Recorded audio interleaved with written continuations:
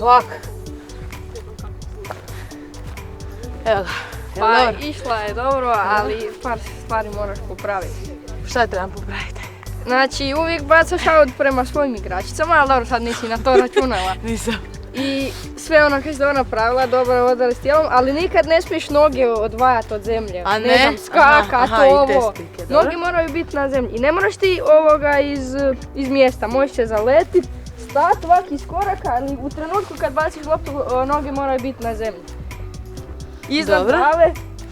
Znači nema skakanja. Nema skakanja, Ajde, nema košarka, odbojka i rukomet, ostali sportovi.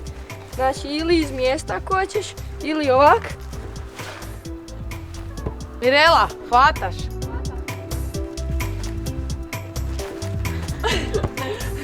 Ali kad odlučiš bacit, onda nema više koraka. Aha, dobro. U pravilu skoro uvijek bacaš, znači ne bacaš natrag svojim u obranu, nego naprijed, jel postoji Da idu u šansa. napad. Da, jel Da, ovako aha. postoji šansa da ti neko presjeće loptu.